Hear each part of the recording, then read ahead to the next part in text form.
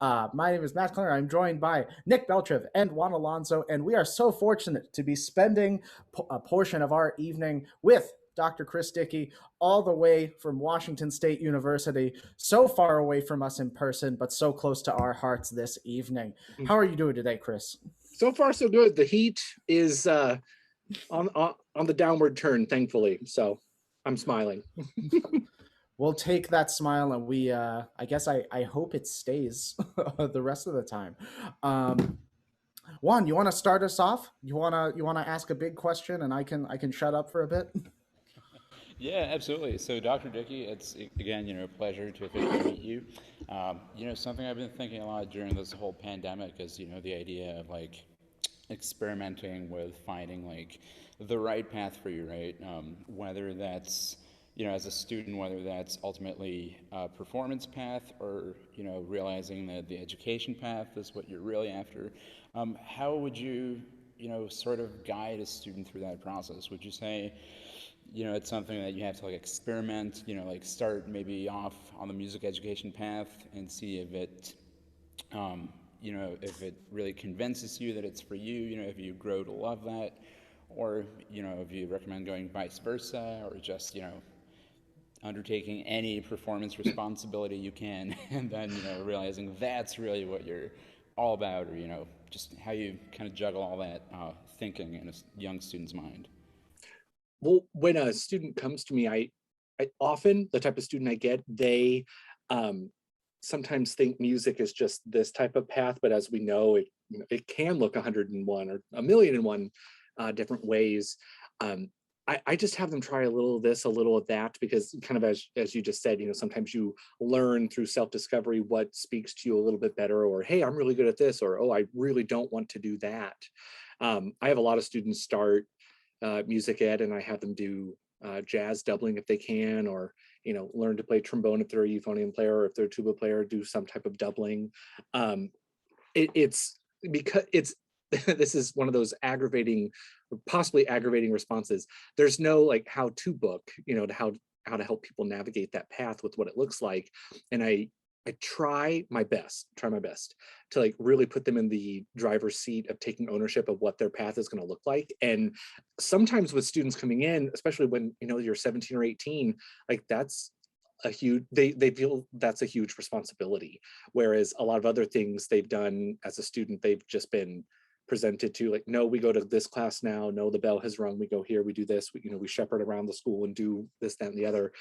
So I do my best to try to get students to feel more comfortable with the ownership they have in what their particular path looks like. And then yeah, I guess I should be there to be a resource to be like, yes, this is going well for you, or have you considered this, or you should really consider business, or you should really consider sticking with music ed, I think you can do this. But I go from helping them funnel down to then being like a sounding board, and like hopefully if things are going well, I try to be as reaffirming as possible so that whatever their path ends up looking like, yeah, you're doing the right thing. Keep doing that. Keep on keeping on. Can you maybe share some of the points of impact in terms of maybe who said what or what happened that navigated you to sitting in front of us today? Me? So partly I come from a family that I'm one of two musicians. I have one older brother who is an orchestral conductor, and then there's me. So we didn't really have music per se as like a some type of influence, or some other musicians in the family. So we didn't have that. A lot of people, when they hear that I have an older brother who's also a musician, they're like, oh, were your parents both music educators? No, not at all. But I would say my brother was actually a resource, and bouncing things off of him like, hey, this is what I'm perceiving, what's your experience, or hey, how did you do this? He's 2 years older than I am, so he had recently lived shared experiences, and that was incredibly helpful. I don't know if I've ever told him that. Perhaps I should be a good little brother and tell him that. We'll send him this interview. Yeah, let him know. But I think little bits along the way, if now that I'm talking, I remember my undergraduate professor, his name was Alan Horney. He was a trombone and euphonium teacher at my school, and he was the one who kind of planted the seed early, like, Chris, if you want to do this, if you want to do what I do, try playing trombone or tuba. I am terrible at trombone, so it ended up being tuba. Chris, you need to go to these conferences. Chris, you need to connect with this person.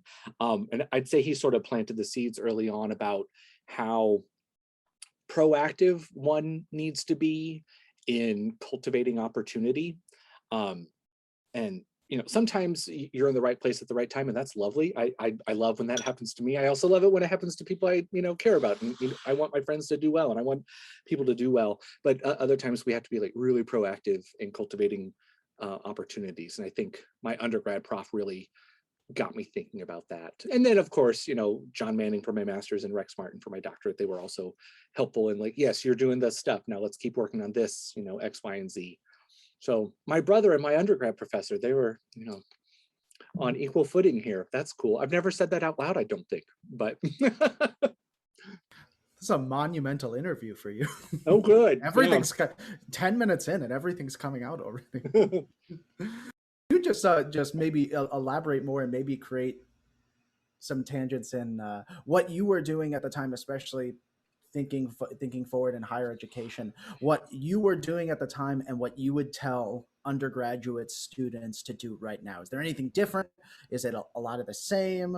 Is there anything you wish you did? I'm going to stop rambling.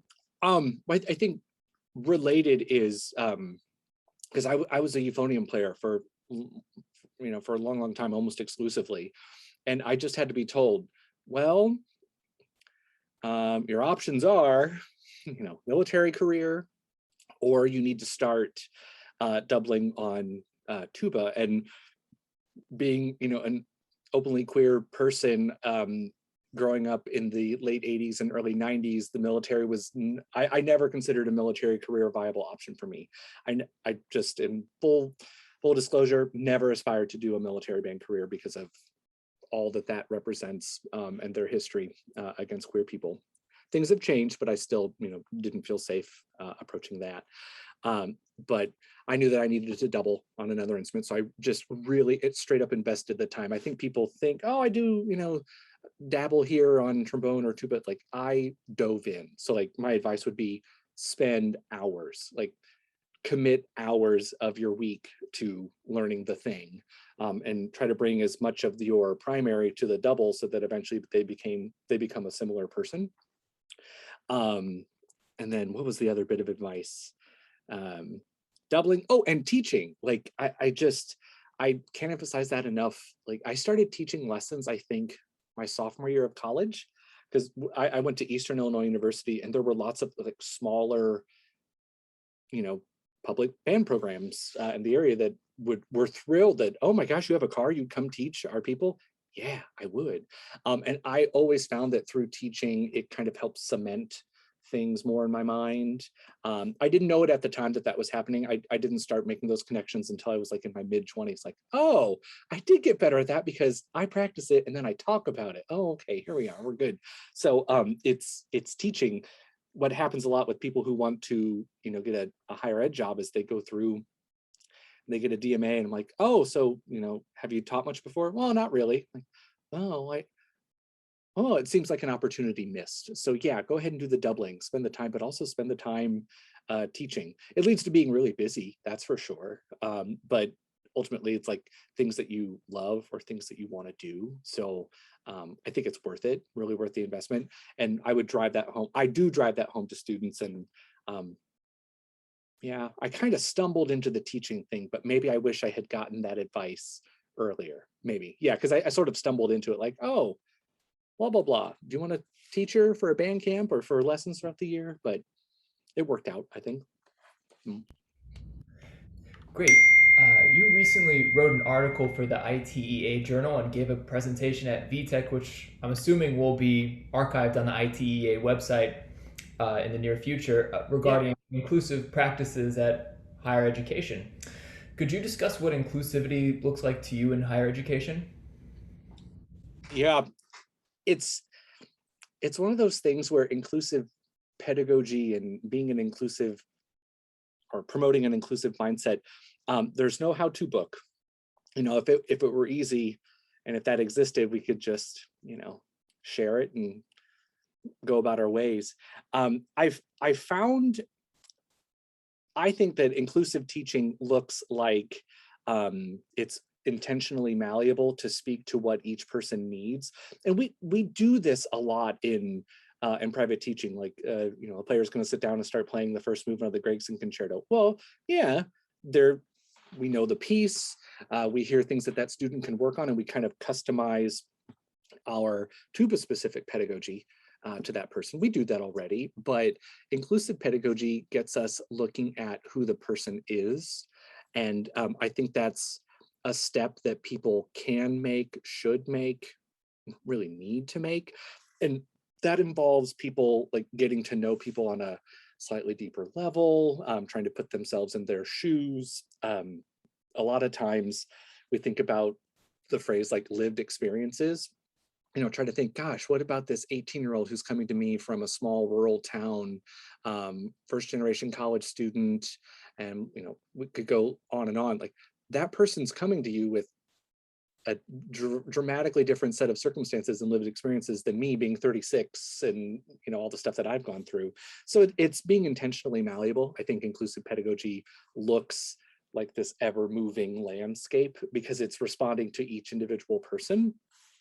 But I also think, the last thought that came to my mind is like inclusive pedagogy should imply that we're always trying to learn and do better. I think I even put in the, maybe in my VTech presentation, it's paraphrasing, it's the Maya Angelou quote, when you know better, then we do better. And I remember hearing that years ago from my husband, actually, who works in, he does diversity and inclusion work in student affairs at WSU, and hearing him say that, I was like, oh, I will remember this. I will cite Maya Angelou, but I remember you saying this. It's so informative, and it just keeps me going. And hopefully, in talking about that in that VTech presentation and or the article, it encourages people to think, yeah, this is ongoing. The work never stops, because we're talking about humans, and humans are ever changing, and everyone's different, and that's great. And that's what the work looks like, I think. I do want to plug that the presentation is available on itaonline.org. I think it's auto-completes in my computer for the past like 10 years, so I don't remember the thing. But it is available if you want to check that out, lovely listeners on Instagram land. Chris, could you talk just a little bit? Do you feel like there are any pitfalls or any common things that we do in private instruction or large ensemble instruction that are non-inclusive but not super aware or not super obvious to those who are teaching? Yes, yeah. And what's difficult about this part of the conversation is that if we hear something like, oh, I've said that, or oh my God, I've done that, like, it's not, you're not being called a bad person, or you're terrible and you're not very thoughtful. That's not how it is. It's just, oh, you're right, yeah, let me do better. I think sometimes in the tuba euphonium community we get that, well, it's largely dominated by men.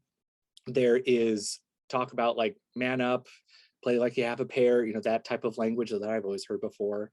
It's the verging on sampling of like the toxic masculinity stuff, like don't be a insert P word, like these types of things that happen when in the moment I think it's meant to be uplifting and or like, no, you got this, hang in there. But why can't you say that, like what I just said, rather than man up or play like you have a pair? We're going for the message here of playing with conviction or being a compelling player. You can say those words rather than don't be such a insert derogatory term. So that I notice in tuba euphonium teaching, and I have over the course of my career. Other things, like, were you asking about microaggressions or things in, I'm sorry, what was the original question? I think it's for me, I was mainly curious about the pitfalls of the typical instruction, what you maybe perceive as kind of like the top 3 offenders that are maybe more widespread than we care to admit. So yeah, partly the microaggressions that deal with like anatomy and comparing like strong versus weak and assigning gender to those. I think those are a problem. And then like the other things that I would say related to like something that I wanted to talk about before is pedagogy and programming are related because, you know, we performers are the gatekeepers about what type, you know, whose music is played on a tuba recital or a euphonium recital or a, you know, wind band recital. So I think we have to pay very close attention to the idea of representation and whose voices we are including. And, you know, part of the problem with this work is when we say, yeah, gosh, look at that tuba recital. It's all one particular type of person. You know, I'm not saying that's bad, but, you know, it is what it is. So then we have to come back and do the work to try to make it less of an issue. It's never going to be perfect, but we can make steps and always do better. Representation on programming and even like the guest artist thing, just like women play tuba too, you know, you can have a woman as a guest or a person of color, a queer person, you know, there's just trying to be really intentional. And I think sometimes, maybe long story short, people in the arts are very quick to say, you know, inclusivity is important. Yes, this is really important, because I think we do think it's important, but, you know, words are words and then actions are something different. And it's the actions that require us to go a couple steps further with being really intentional and thoughtful. And if we invest the time and mental energy to make those steps become a reality, I think it just makes it better.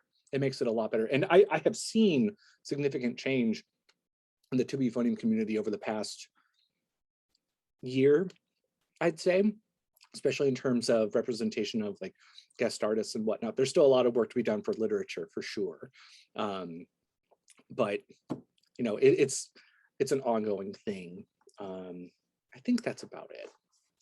I want to say. Loaded questions. I love it though.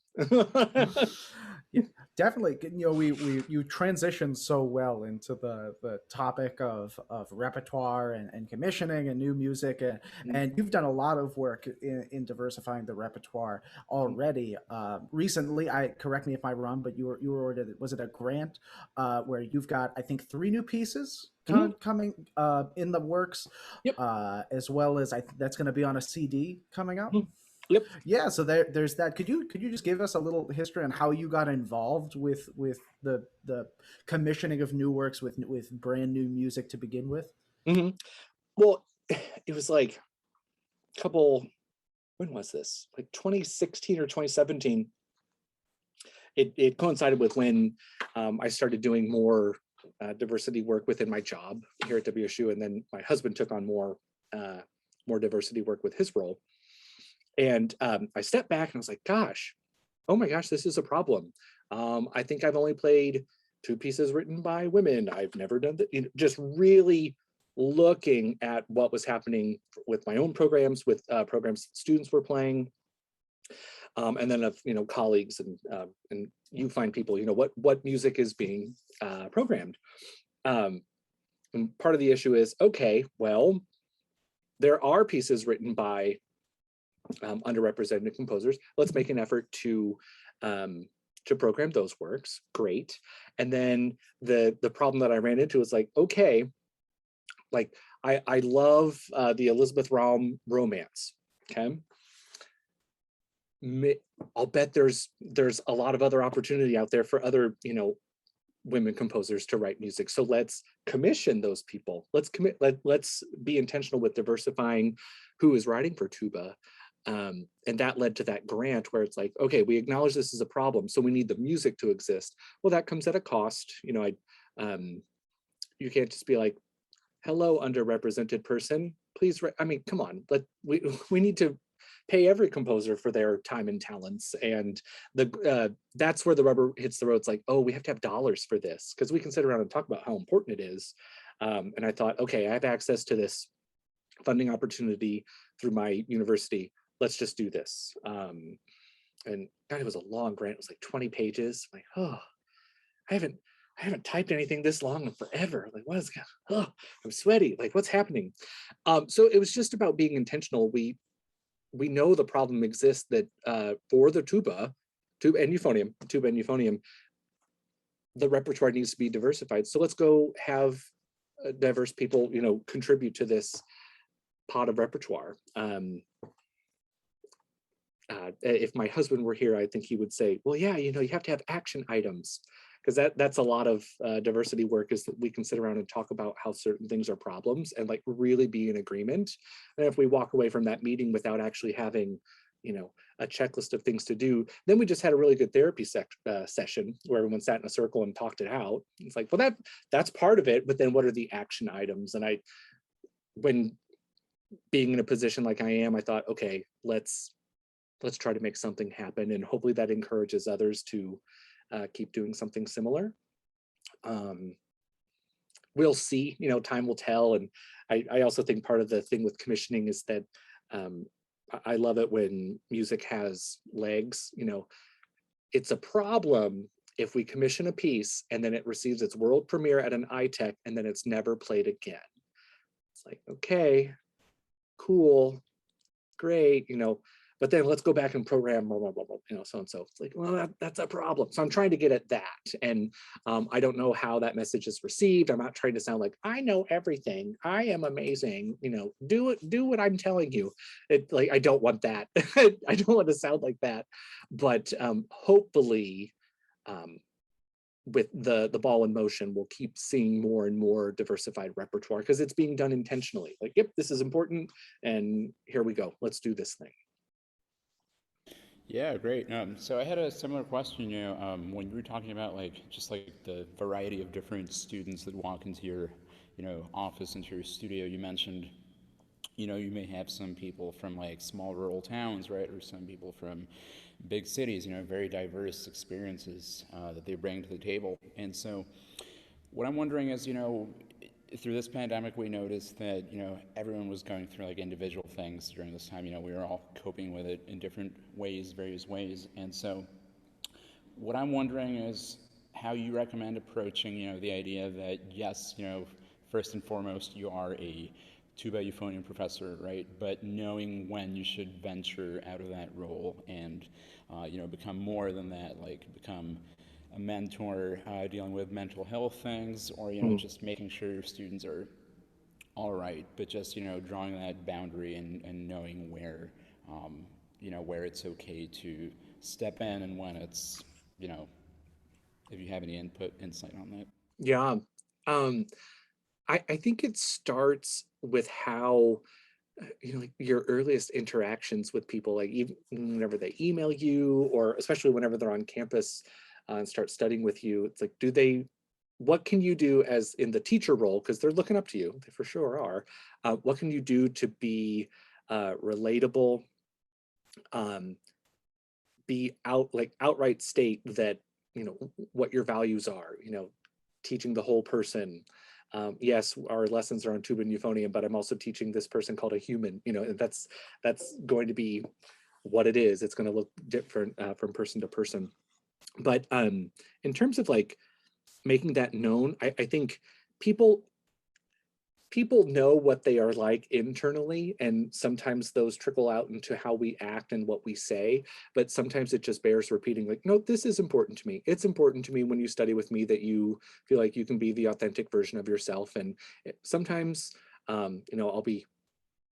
sometimes I just need to be told things. So please, when you're comfortable, share with me. Or I think a lot of or some of the best teachers I've ever had are very intuitive people, and they can pick up on signals, oh, today's a day where you seem to be having something's going on. Maybe I don't need to bring the heat today, and let's just get through this. Other times you can tell they're really chomping at the bit, ready to go. Okay, then we can really dive in.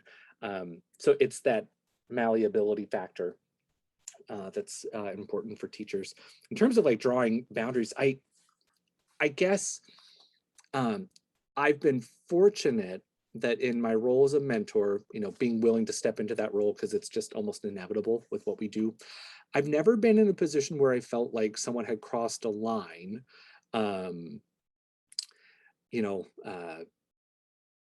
being like inappropriate or doing anything like that. But I think if someone feels like it's verging there, then you have to say it. You have to be very forthcoming, because that's part of it. Like with mentoring, if we're talking about teaching the whole person, sometimes there's a point where it's like beyond our, I'm the wrong type of doctor. I don't feel comfortable being like, oh yeah, you sound bipolar. What? No, I can't. Like, I cannot do that. No, or should anyone, unless you are a psychiatrist. So knowing when to stop is important. Like if you're feeling like you're kind of out of pedagogical and or personal advice, then we have resources at our fingertips, mental counselors, therapists, referring to other people that might have had shared experiences that I haven't. So everyone, like you said, everyone has these different varied experiences, lived experiences, and those can carry us very far. They really can, but they might not be able to take us across the finish line. And if we want to get that student to the finish line, especially when we're talking about like mental health, sometimes not having the answer is a-okay. Sometimes not having the answer, but knowing when to refer to people who might have the answer is really best practice. I've had to do that a couple of times, spare you all the details. It's like, oh, I think we need to go down to the counseling center. We need to do that. I think this would be really good for you. And it did. Other times, especially, if I'm mentoring students on like career stuff, financial literacy, or partly because of who I am, I do a lot of mentoring for LGBTQ plus people. It's like, oh, I feel like I can do that a lot. But again, like to a certain extent, I run out of things. And then guess who I'm married to? The director of the LGBT center. So then we go over there and, activate our network of resources. So knowing when to stop is perfectly fine. It becomes a skill as well. Because everyone, I always believe that people are well-intentioned. So just knowing whenever your advice has run its course, and then you keep the student going on the next path that does get them across that finish line. I think that's also important. Do you feel there's a clear kind of stamp on your students where your students will go out and there's something obvious about them that makes it clear that they worked with you for a long period of time? Oh, playing wise, I think, oh gosh, I've never thought about that. That's a really good question. I would hope like playing wise, maybe like some attention to detail or smoothness. I'm like really anal retentive about smoothness. Like when I hear bumpy tuba playing, I'm like, no, we have things, let's do this. So maybe smoothness and legato playing is really important. I think people might be able to tell if they study with me, or really going after the song. But also like people play an instrument. So I think, and I've been told this by a couple people, that people who study with me and are doing the thing, you can tell that they're like thoughtful people. You can tell by going through the Chris Dickey School of Tuba and Euphonium that we're teaching people, and being as thoughtful as we can be is always best practice. And asking what's next, being curious. So thoughtful and curiosity, I think, are also things that inevitably happen if you come through my door. I'm trying, at least. I'm trying.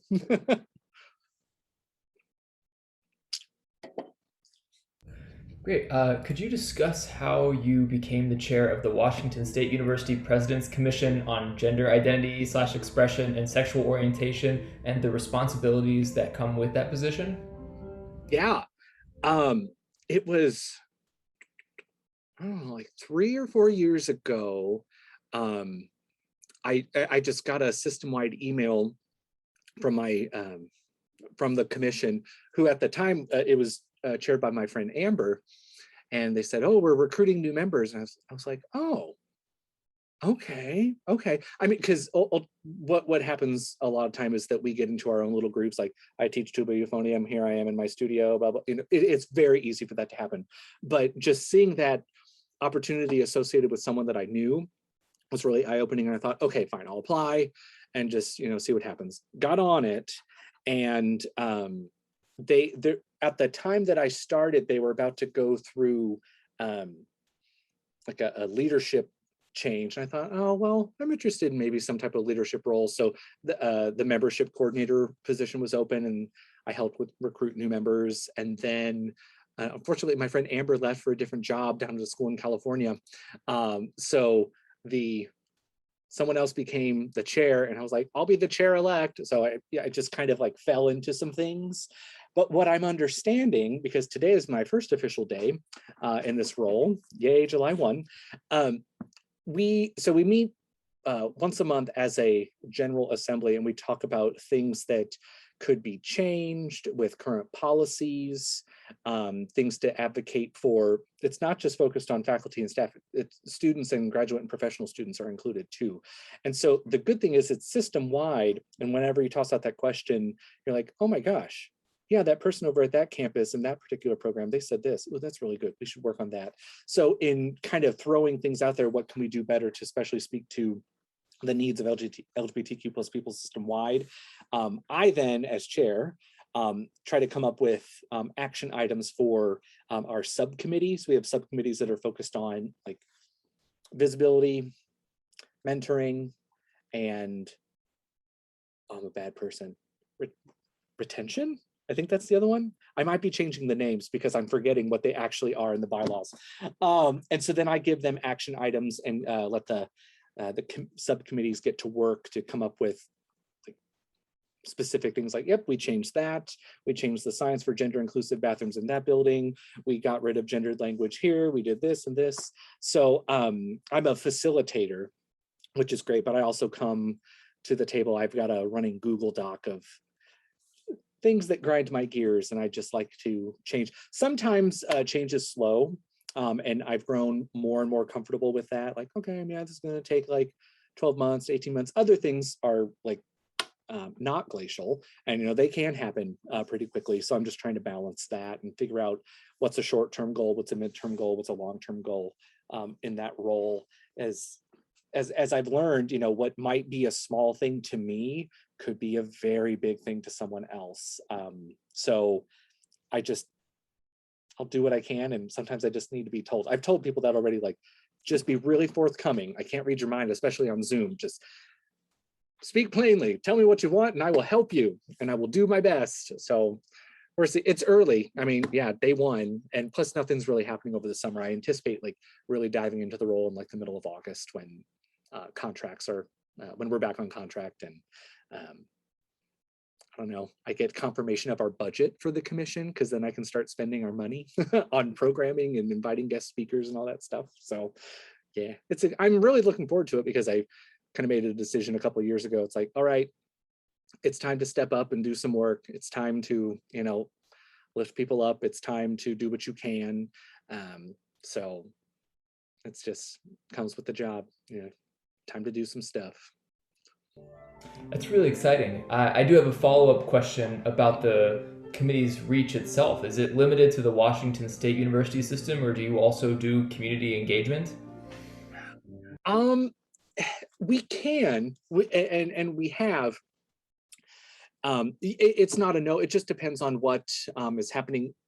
I think the commission's priority is to take care of the WSU system itself, but something like on my Google Doc that I have, I would like to see the reach expand. So we're, in various locations throughout Washington State. I'd like to see the reach of the commission help queer youth in the areas, and what we can do to be a resource for young queer folks who live around WSU campuses. I don't know exactly what that's going to look like yet, but especially during Pride Month, you just read these gut-wrenching articles about homelessness in queer youth, and of course people become homeless for various reasons. So I was like, add that to your list, Chris. This is important. If the commission hasn't been out into the doing community outreach, I think we will now, or I would like to. So that's a goal I have. I don't, just because we are the WSU commission doesn't mean that we only need, you're not WSU, go away, go away. So I'd like to be as helpful and broad reaching as we can be. Great. I'm going to do an about face with my questions now and ask you something completely different. So Okay. you're an instructor, you've been a college instructor for a while. So if you were a high school or college senior preparing for college auditions this year, what would be on your to-do list? The just like broadly speaking is just make sure the music you are playing, whatever it is, like demonstrates your current skill level and that you can play consistently with your best possible sound. I think sound sometimes is oh yeah, I made sound. The sound came out of the bell. It's like, yeah, but is it your best possible tone? And I unfortunately, I tell students I'm not a mind reader, but I can often become one when their tone is affected. I can tell that they're focusing on something else. And so they need to be so comfortable on the to-do list. You need to be so comfortable and confident in your music that of course your best possible tone is coming out rather than, oh, am I going to get this run? Or, oh, am I going to squeak out that high, whatever note that is. So that's the to-do list, is make sure that you're doing whatever you need to do to play with your best sound from start to finish.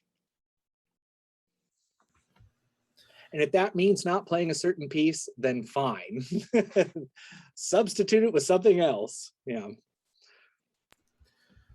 Is there anything you really want to hear this year at Washington State University auditions that listeners may be able to enthrall you with? So everyone plays the Lebedev, the Concerto in One Movement. I think that concert Allegro that he wrote is so dang cute. You know this piece. I didn't know it existed until like 5 or 6 years ago when a student came in and played it for me. I was like, where has this been my whole life? What is this? So I love that. I think the Capuzzi is really cute. I love it when a student does that and they come in and demonstrate sensitivity, playing on the euphonium or tuba. But I guess I'm asked that question a lot, like, what do you want to hear? It's rooted in, what I just told Nick. I just want you to sound your best. And so if you sound your best on blah, blah, blah, then fine. Yeah, I don't know if that's the answer you're looking for, but if anyone's listening, it's just play well and sound your best. And that makes a far better impression, I think, when you're really struck by someone's really nice tone. Everything else just kind of falls into place. And it just demonstrates like the hierarchical thinking of tone is number one, because that's all that people can hear. They don't know what you're doing here, or don't want to get preoccupied with what the cogs are turning in your head, but they do know sound. So sound's got to be number one. Concert Allegro, got it. Love it. Great. Well, we're coming to a close today, so I wanted to ask one last thing before we get into some silly business. Dream project. It can be purely musical. It can be something to do with the committees that you're serving on, or more public service. Just you can give any number of things. They just have to be absolutely incredible. Dream projects. Oh gosh, you're putting me on the spot. I don't know. I think some of the projects I've got in the works are like the commissions and continuing to get that up and running and make sure that the music has legs. And dream projects may be related to like more talking, because I think these types of conversations are really important and need to happen. And sometimes people might be quick to think, no, we're talking about political things, that those don't have a place here. I'm like, no, we're talking about humans. So this is important. This is really important. I don't know, Matthew. Projects.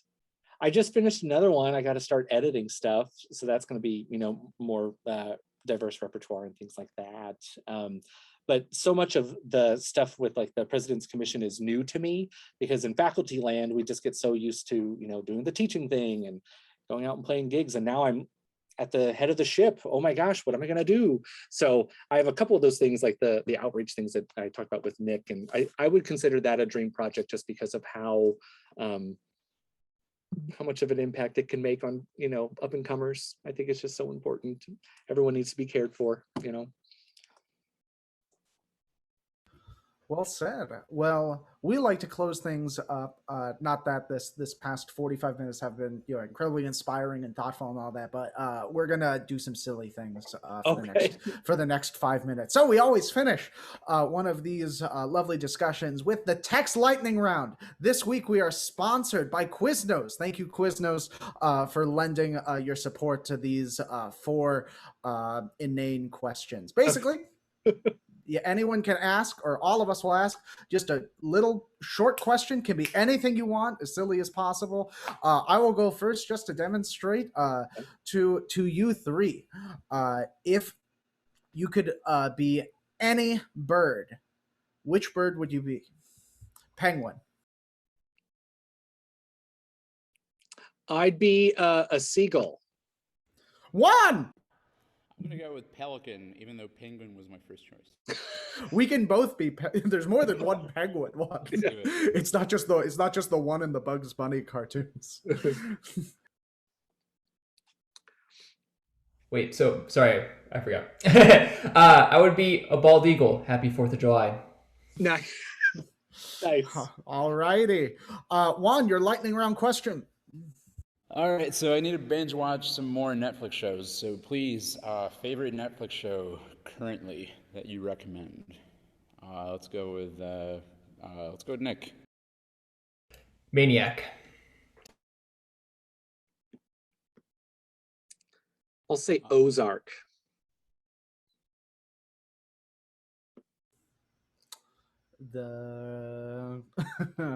It's not on Netflix, but on Hulu you can watch the Goldbergs, which is just this really nice little comedy show. You can turn it on whenever. It's lovely. Nick, your lightning round. Least favorite vegetable. Tomato. Raw tomato. Belongs in the trash can. Forever and always. I second that. I'm gonna have to go with eggplant on this one. Nick, what's your least favorite vegetable? Mushroom. Mushroom. All right. Chris, please close us out. What is your TECS lightning round presented by Quiznos question? Oh, we got to go coffee or tea. The answer is coffee. Absolutely coffee. Absolutely. Coffee. Coffee. Well done. That was good. Well, thank you, Quiznos. Right, somehow chose the one shop that doesn't sell coffee at it. So next time I will find or procure a better sponsor for this completely fictitious and silly little thing. But yeah, wonderful.